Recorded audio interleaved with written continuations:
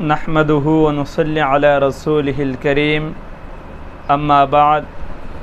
সম্মানিত দর্শক, আজ আপনাদের সামনে আমি একটি গুরুত্বপূর্ণ বিষয় নিয়ে আলোচনা করব। সেই বিষয়টি হলো মোবাইলের মাধ্যমে বিবাহ সংগঠিত হবে কিনা। আমাদের দেশে দেখা যায় অনেক সময় মোবাইলের মাধ্যমে বিবাহ পড়ানো হয়। স্বামী বিদেশে থাকে আর স্ত্রী দেশে। এমত অবস্থায় ওই স্বামী সে অডিও কল অথবা ভিডিও কলের মাধ্যমে সে তার কাছে প্রস্তাব দেওয়া হয় যে অমুকের মেয়ে অমুকের কাছে তোমাকে এত টাকার বিনিময়ে বিবাহর প্রস্তাব দেওয়া হলো, তুমি বলো বিসমিল্লাহ কবুল। তখন ওই স্বামী মোবাইলের মাধ্যমে বলে বিসমিল্লাহ কবুল, আর উপস্থিত লোকেরা ওই দেশের মধ্যে ওই উপস্থিত লোকেরা যারা থাকে তারা সবাই তার আওয়াজ শুনতে পায়। তখন তারা মনে করে উপস্থিত যারা আছে তারা সবাই সাক্ষী। এমতো অবস্থায় আসলে বিবাহ সংগঠিত হবে কিনা। ফতোয়ার কিতাবে স্পষ্ট আছে যে এমতো অবস্থায় বিবাহ সংগঠিত হবে না, কেননা বিবাহ সংগঠিত হওয়ার জন্য শর্ত হলো মুতাআকিদাইন, স্বামী স্ত্রী একই মজলিসে থাকতে হবে।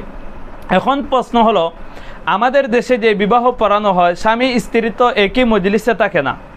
হ্যাঁ, যদি আপনি বলেন একই মজলিসে থাকে না, আমি বলবো সেখানের মধ্যে যদিও স্ত্রী মজলিসে উপস্থিত না হয় তবুও তার অভিভাবক সেখানে তার পক্ষ থেকে প্রতিনিধি হিসাবে থাকে, সেই জন্য সেই বিবাহ হয়ে যায়। সুতরাং যদি বিবাহ আমরা পড়াইতেই চাই আর স্বামী বিদেশে থাকে, তাহলে সেই বিবাহ কিভাবে সঠিক হবে সেটা হলো যে ওই স্বামীর পক্ষ থেকে তার দেশের মধ্যে তার বাবা অথবা তার দুস্থ তার আহবাব যারা আছে মুহিব্বিন মুতাআল্লিকিন একজনকে তার পক্ষ থেকে উকিল নিযুক্ত করা হবে। আর ওই স্ত্রীর পক্ষ থেকে যখন তার প্রস্তাব দেওয়া হবে তার বন্ধুর কাছে অথবা তার বাবার কাছে অথবা তার ভাইয়ের কাছে বলা হবে যে অমুকের মেয়ে অমুককে আপনার ছেলের কাছে অথবা আপনার ভাইয়ের কাছে আপনার বন্ধুর কাছে এত টাকার বিনিময়ে বিবাহ দেওয়া হলো মোহর হিসাবে, আপনি তার পক্ষ থেকে বলেন বিসমিল্লাহ কবুল। তখন সে বলবে যে আমার বন্ধুর পক্ষ থেকে অথবা আমার ছেলের পক্ষ থেকে অথবা আমার বড় ছোট ভাইয়ের পক্ষ থেকে আমি কবুল করে নিলাম, তাহলে বিবাহ সংগঠিত হয়ে যাবে। সেই জন্য দেখা যায় আমরা এইভাবে বিবাহ পড়ানোর পরে দিনকে দিন ওই বিদেশ থেকে ওই ছেলে মেয়ের সাথে কথা বলতে থাকে। আবার যখন দেশে ফিরে আসে তখন সবাই আবার নতুন করে বিবাহ পড়ানো হয়।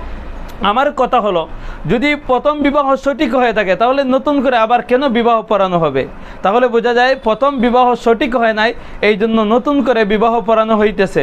আর প্রথম বিবাহ যেহেতু সঠিক হয় নাই, সেই জন্য মেয়ের সাথে যেগুলা কথা বলেছে সেগুলো জিনার অন্তর্ভুক্ত হবে, সেগুলো হারাম হবে।